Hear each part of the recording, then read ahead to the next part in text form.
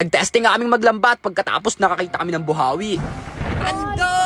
Ang laki! Ahon mo, ang laki! Nagsimula muna kami sa pagkalat nitong mga lambat. Kailangan kasi pre matapos na to ngayon para mamaya babatakin na lang. Ito trabaho namin ngayong araw. Ang balak talaga sana namin, didiretso kami sa laot kaso may mabigat na problema. Punta sana kami doon, kaso may nabubuo na buhawi. Tingnan nyo. Kung makikita nyo pre, nabubuo na yung ipo-ipo. Kaya nakapag-decide kami na dito na lang mangisda sa kabilang isla. Maya-maya lang natapos na kami sa pagkalat. Pagkatapos, pinaw naman. Tapos na kami magkalat pre, higit na naman namin. Ayun. Bale, ito yung pagsisimula namin, itong palatandaan na ito. Bale, kukunin lang namin tong nakalutang na to. Pagkatapos, hihilahin na namin yung lambat. Kaso hindi lahat ng paghila, saswertehin tayo. Ganto daw kasi talaga ang buhay kapag nasa laot. Kadalasan, napakamalas talaga. Kaya pag nakachamba, blessing na. Pando!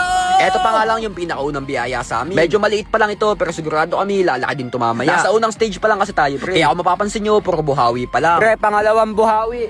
Ayun, Puro buhawi pa nga lang yung nakikita namin dito. Hanggang sa makapasok na kami sa stage 2. Unang salta pa nga lang namin, inabot na agad kami ng kamalasan. Wala na pre. Eto daw talaga yung pinaka-iniiwasan ng mga ngisda. Pag inabot ng ulan sa gitna ng dagat. Napakalamig kasi dito pre, tapos lumalakas na yung alon.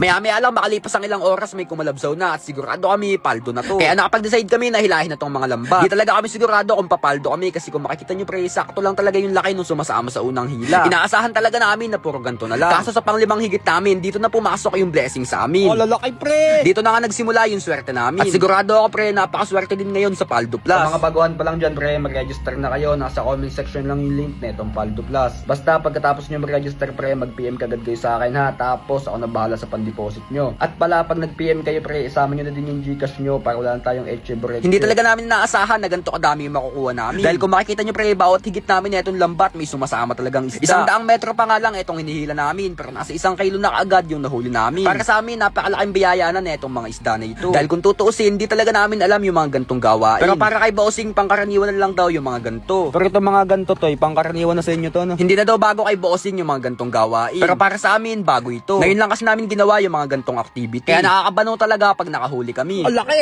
Pre, ang laki! Paldo! Ahon mo, ang laki! Paldo! Paldo! Yan o, baka sabihin nyo, Naisipan din naming tanungin si Bossing kung gaano katagal na siya nagaganto. Ilang taon ka na nagaganto? 11 years old po.